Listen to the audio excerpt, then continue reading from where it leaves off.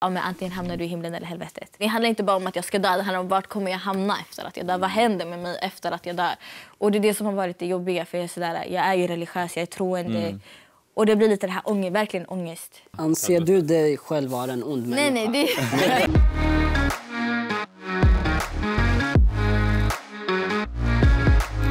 Hej och välkomna till Tänk till Talkshow. Jag heter Alexander och idag ska vi prata om att förlora en närstående. Ni är ju alla med för att ni har förlorat någon som har stått er nära.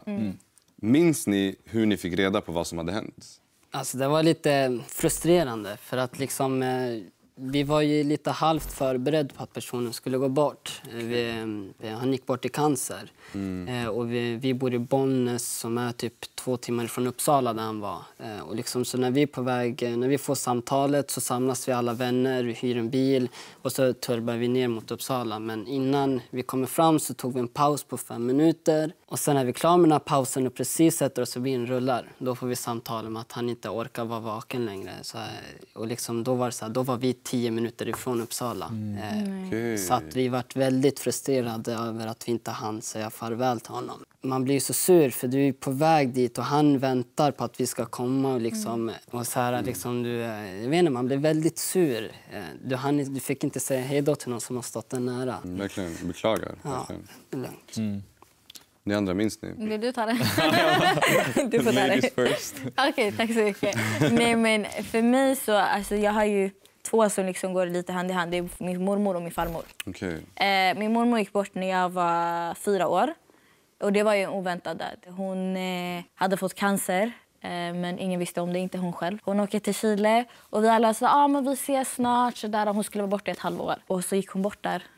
Och vi fick inte säga hej då. Hemskt. Fick du bearbeta det till slut? Jag fick bearbeta det när min farmor dog. Hon dog 2016 och då var jag 14 år. Så 10 år senare. Och hon dog också i cancer. Men då visste vi att hon hade fått cancer. Och så vi samlade ihop alla våra pengar och så fick vi flyga direkt till Costa Rica. Och det var basically bara för att vi skulle kunna få vårt avslut med henne. Och för att min pappa skulle kunna säga ja och hej då. Och jag fick ta mitt farväl och där fick jag också avsluta det här kapitlet med min mormor. Jonathan, minns du? Ja, det var förra året faktiskt. Förra året? Ja. Okay. Så jag fick ett samtal. Vart var du någonstans? Jag var hemma. Du var hemma? Skulle in till jobbet och sen så fick jag ett samtal och personen, den hade cancer. Var som en fadersfigur till mig. Vi trodde att han hade börjat bli bättre. Alla doktorerna sa det och så. Precis så som för min vän. Ja, Men du hade vetat om cancern innan? Ja. Det gick ganska fort. Bara på typ 2 månader.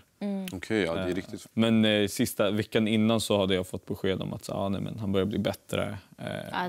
Han ska hem snart, till och med. Så jag hade slutat tänka på det om jag ska vara ärlig. Så jag bara nej, han kommer att bli bra.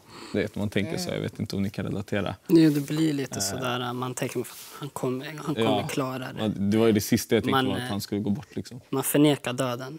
Exakt, och sen så sa de ju så här, nej men han börjar bli bättre. Så jag bara, jag visste det. Typ. Men sen så fick jag ju samtalet att han hade gått bort. Och då var det ju så här, jag var bara chockad tror jag. Jag kommer ihåg att jag gick och satte mig ute på vår altan. Och så satt jag där i typ 15-20 minuter. Jag tänkte inte någonting, jag bara satt där. Gröt du eller nej. Du bara satt där? Jag kände mig tom. Jag kommer aldrig mer få träffa den här personen. Jag kommer aldrig kunna säga hej då eller ge en kram till. Eller. Men efter de där typ 20 minuterna så ställde jag mig upp och bara okej, vad kan jag göra för att hjälpa de andra för jag kände till mig att det inte riktigt var min sorg, vilket det definitivt var. Men jag kände så här, nej, jag har ingen rätt att vara ledsen. Hur menar du? Varför kände du att det inte var din sorg? För att det fanns folk som var mycket närmare tyckte jag. Okay. Så jag var så här, nej, okej. Men nu ska jag hjälpa dem istället. Han var egenföretagare. Så då åkte jag dit och hjälpte till och bara, ni hör av er till mig, inte till familjen om det är någonting. Och verkligen tog på mig så mycket som möjligt. Då undrar jag, hur reagerade andra på er sorg? Folk frågade ju så här, hur mår du? Och då typ sa jag så här, bra, nej, det är ingen fara. Det är som vanligt. Så försökte jag spela som ingenting. Också för att jag verkligen tryckte ner mina känslor. Ångrar du det nu i efterhand? Både ja och nej. Det var ju mitt sätt att hjälpa och det var ju mitt sätt att visa kärlek. Var ju att konkret göra saker för dem. Det är också ett sätt att bearbeta det egentligen. Ja, Det är ju det. För du känner, alltså man känner ändå att man gör någonting av det. Situationen. verkligen. Det var ganska fint på själva begravningen. Okej. För att hela den här familjen, men framförallt han och hans fru har hjälpt jättemånga så här, unga och barn från förorterna och gett dem jobb och liksom alltid funnits där för dem. Det blev en fin begravning. Ja, man såg så här, folk som var så här, du vet, nu idag 25-30, alltså flera rader. Som man såg att han hade hjälpt. Och då var det så här, shit, vilken bra människa. Alltså det är hans frukter liksom. Det var det han gjorde. Han lämnade. Men då måste det kännas skönt att veta att han har lämnat Ett fint avslut. Ja, verkligen. Det var jättefint. Ja.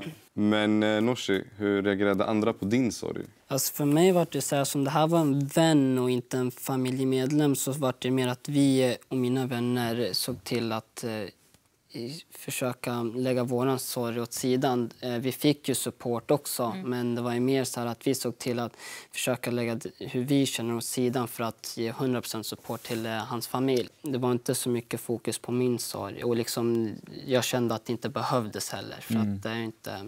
Okej, du kände så själv alltså. Ja. Men kommer det i kappen? Kommer sorgen i kappen? Ja, oftast blir det ju så. Men liksom för mig var det så här, jag hade till exempel, vi alla hade en fackcancerarmband. Jag hade på mig den hela tiden. Alltså kanske ett helt år. Men liksom min gick sönder efter 1 år. Och Hur kände du då? dagen när den gick sönder, då kände jag ingenting. Du kände ingenting? Då insåg jag att då har jag gått vidare. Och liksom, det är ju inte på ett negativt sätt, utan då har jag insett liksom att han är borta för mig. Han är på en bättre plats. Och liksom, innan det så var det så här, vart den gick så hade jag på den. Alltså det spelar ingen roll om jag badade eller vad den var. Så hade jag alltid på mig armbandet. Men det är fint typ att ha en sån där grej. Faktiskt. Och det blir som ett avslutat kapitel när du sa att det gick sönder. Faktiskt. Jag har ju skrivit texter och jag började skriva på min telefon. Så jag har anteckningar på exakt hur jag mådde och vad jag tänkte. Och jag märker själv, hela mitt fokus var liksom på att beskriva min farmor, hur liksom hon ligger i sängen. Jag beskriver hur min pappa mår, hur min syster mår, hur mina kusiner mår och hur mina... Liksom, alla andra mår. Hur alla andra mår. Men jag pratar Men aldrig inte dina egna känslor. Men nu till någonting helt annat. Eller helt annat. Pratar vi nog om döden, tycker ni? Alltså döden är väldigt tabubelagt. Vi ser det som någonting negativt, men jag tror att det är inte så alltid. Det kan ju vara så att den här närstående liksom har varit sjuk en väldigt lång tid. Och då ska man istället se det positivt att nu får lidandet ta slut. Alltså jag tänker mer det, alltså vi vet, det är en ovisshet kring det. Ja. Det kanske inte att det är negativt, men det är bara att vi vet inte egentligen vad som händer efter döden. Nej. Alltså jag kommer från en religiös bakgrund. Och då är det så här, ja, men antingen hamnar du i himlen eller helvetet. För mig har det varit väldigt ångesttriggande ibland faktiskt. För det är så här, det är vad jag har hört hela mitt liv egentligen. Men jag tror mer det är varför vi inte pratar om det. För att folk kanske känner ångest. För det är så här, ovissheten om det. Vi vet inte vad som händer egentligen. Ingen har ju liksom kommit tillbaka och sagt, ja men det här, så här är det. Folk säger att de har gjort det, men man kan inte säkert veta. Det är det som är grejen. Det är knas. Man vet inte. Nej. Vad känner du, Jonathan? Nej, men jag tror absolut inte att vi gör det. Jag tror att, precis som du sa, många gånger så blandas det in så här känslor och det ska bli en negativ sak. Men om man bara skulle kunna komma förbi det här att det ska bli en grej, tror jag. Att man bara ska kunna prata om det. Det hade förenklat jättemycket. Vi kommer aldrig kunna undvika döden. Den kommer ju komma. Vi kan undvika livet, men liksom döden kommer ju komma så småningom. Så varför gör det någonting negativt? Ser det mer som ett avslut på livet. Jag vet Alltså inte. för mig typ så här, Lejonkungen var ju väldigt Lejonkungen, ja. Circle of life. Ja. Alltså det där var ändå något så här, det gör det enklare att acceptera. Det är så här, det är verkligen, det livscykeln är så. Man startar någonstans och så avslutar det någonstans. Liksom det är så. Det där är något som underlättade för mig när jag var yngre i alla fall. Ja, jag tyckte det var Känner jobbigt. ni er i det? Ja, 100%. Jag tror också att anledningen till att man inte pratar så mycket om det är speciellt, jag vet inte hur du känner, eller ja, du Alex. Men som killar så pratar man inte så mycket om känslor. Och ska man prata om döden så förknippas det oftast med känslor. Men alltså det gör vi inte heller, alltså tjejer gör inte heller. Eller ja. Alltså det är sådär... Det är samma sak, eller? Ja, alltså det finns inte. Alltså det är såhär, man vill ju leva i nuet också. Alltså det är inte som att jag tänker, men jag kommer dö liksom om några år. Man vet ju inte när man dör heller. Det är så mycket ovisshet kring det. Men vi pratar inte om det. Så det är sådär, vi försöker bara leva det bästa livet vi har nu. Hade ni velat veta alltså, när det skulle hända? Nej. Jag tror jag hade velat. Du hade det? Jag hade velat veta. Varför? Skönt. Liksom, då kan du planera livet ut efter liksom, Alltså, du vet att men det här året, den här dagen, då dör du. Ja, men fine, då ska jag göra de här sakerna innan jag dör och jag ska hinna... Ja, precis. Alltså, det blir enklare att planera. Liksom. Okej, men en helt annan fråga nu. Vad tycker ni om inlägg på sociala medier från typ begravningar eller RIP-bilder? Är det en del i ditt sätt av att bearbeta din sorg? För vissa är sådär, de behöver kanske få det här supportet från sina vänner och kanske visa att det här har hänt i mitt liv nu och jag behöver stöd. Jag kan förstå det, jag fattar det där. Jag själv, liksom, när min farmor gick bort så var det väl att jag hade lagt ut såhär, men vila i frid. Men jag la inte ut en bild på henne eller jag la inte ut en bild på liksom, hennes begravning för jag kände att det var för personligt. Men jag kan förstå att folk är det. Men varför är det så personligt med en begravning? Alltså till exempel när det var min farmor var det väl att jag tyckte det var för jobbigt. För det var så där, alltså jag skulle inte vilja dela en bild på det i alla fall. Jag vill inte ha en bild på min farmors liksom, kista eller hennes grav. Just i den stunden också, för jag är väldigt mycket så här, en grej kan ta mig tillbaka till just den stunden, alltså i minnesformat då. Och då vill inte jag ha en bild på alltså från min farmors begravning. Alltså jag vill inte ha det någonstans. Jag förstår. Men vad ser ni andra då? Jag ser det som en positiv sak att man dela bilder, eller alltså att dela inlägg och sånt överlag för att det gör att det blir mindre tabubelagt. Liksom det blir enklare att kunna diskutera döden. Så liksom jag ser det bara som en positiv sak. Vissa kanske inte har stöd från någon annanstans och använder sig av sociala medier för att kunna få den support de behöver. Kan det vara fint att göra det då? På ett sätt ja, för liksom, då man kanske vill hedra personer som har gått bort. Liksom, om man tar till exempel att det här kanske var något som många tyckte om. Lägger man upp en bild på personen och skriver en fin text så att folk får veta vem den här personen var. Men finns det någon gräns? Alltså vart går gränsen? Eller finns det en gräns? Jag är lite kluven i det där. Jag tycker att ifall det är din sorg att dela, då får du absolut göra det. Men jag vet att jag själv, speciellt när man växte upp och kanske hade kompisar när man var tonåring som kunde göra sån sak utav så här, uppmärksamhet. Exakt. Okay. Men hur tänker du då? På vilket sätt? Du kanske inte ens kände personen bra eller någonting. Och det går ju inte att veta 100% heller om personen gjorde det av uppmärksamhet. Men, det finns ju de som gör det. Alltså, det är liksom det jag menar. Så länge det är en del av din sorgeprocess tycker jag att det är okej. För till exempel, alltså, tyvärr har jag också märkt av det här fenomenet att typ, när det har varit skjutningar och det har varit så här, unga som dör.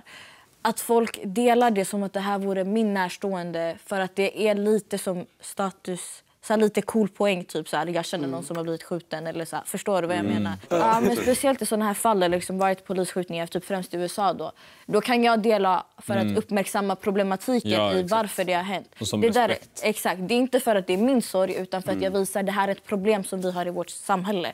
Men när det kommer till liksom vi säger att det har varit en skjutning här i Stockholm. Då kan jag se att många som inte känner personen, som kanske är bekant med någon som känner den, delar det som att det här är min närstående. Ja, och skriver någon så här text. Precis. Så jag kommer från en liten stad. Men liksom där var det, när någon gick bort så var det liksom som alla kände varandra. Då la man ju upp en bild på personen, till exempel på Instagram stories.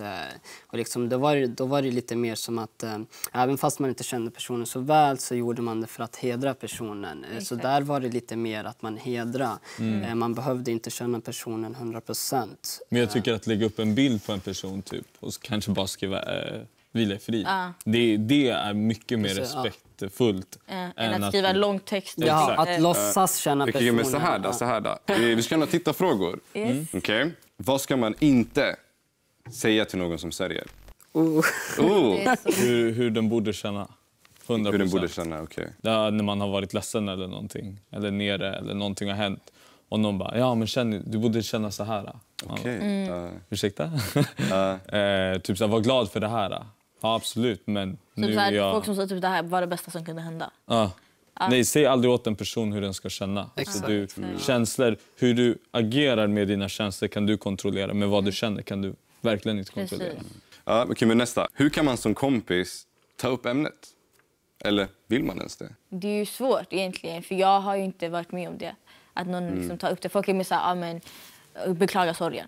Och det är såhär, beklaga sorgen egentligen, det är som ett, liksom, det är bara en avslutande mening sådär. Man skickar typ hjärtat efter det. Det är såhär, jag kan inte sitta och skriva en paragraf på hur jag mår efter att någon har skrivit beklaga sorgen. Utan det är mer typ såhär, fråga hur känner du? Jag skulle säga specifika frågor. Exakt, specifika frågor. Typ så här, hur känner du kring det här. Eller, okay. Så inte så här öppen så här. Ja, nej, hur mår du? Utan mer liksom... Om du tänker själv, om du får frågan, hur mår du?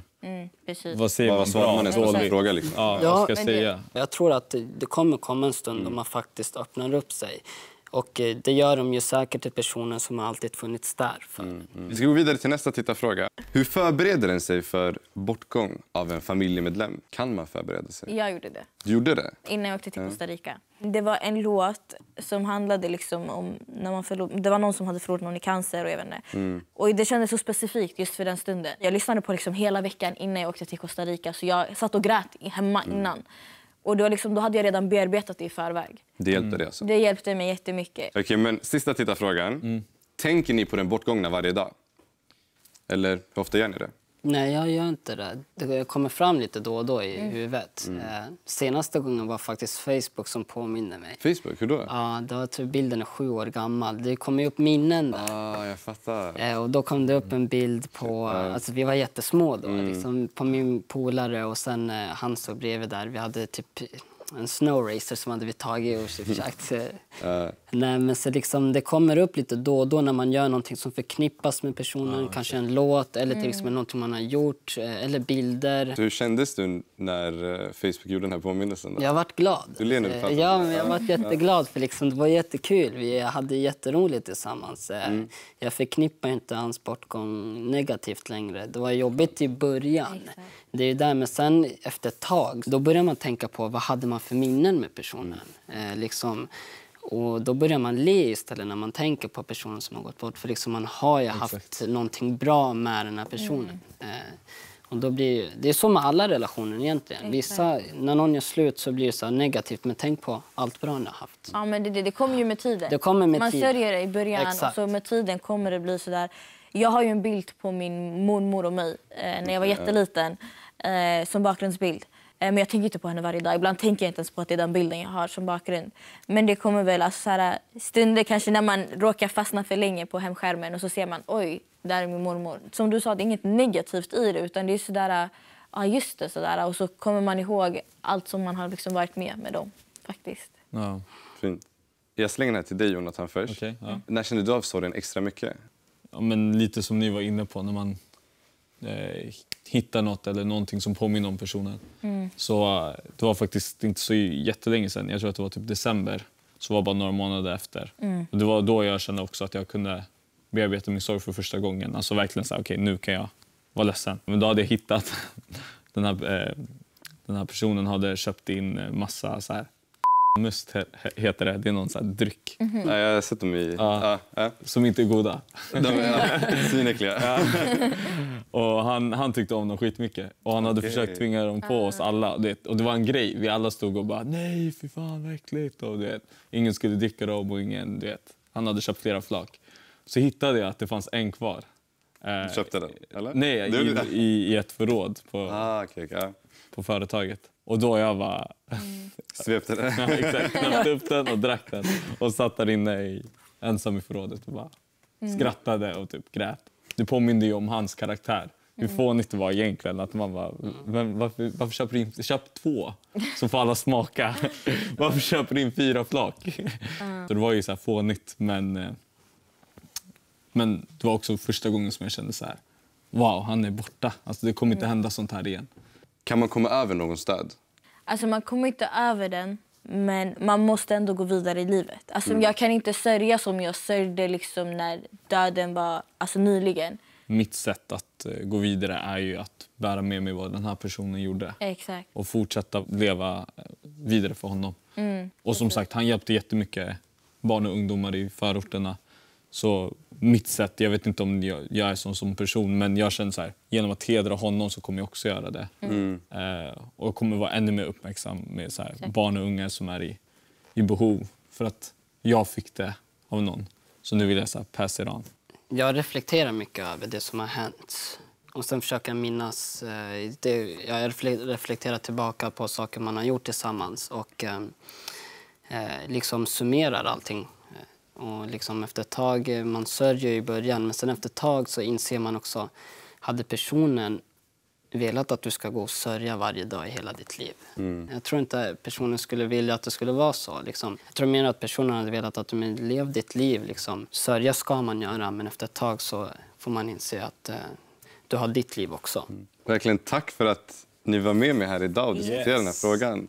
Tack. Och tack till alla som har tittat eller lyssnat. Glöm inte att prenumerera på vår kanal för att inte missa våra kommande avsnitt. Och vill du bara lyssna, du hittar oss där poddar finns. Tack så mycket, ha det bra, hej då! Hej då. Hej då. Varför sa jag inte?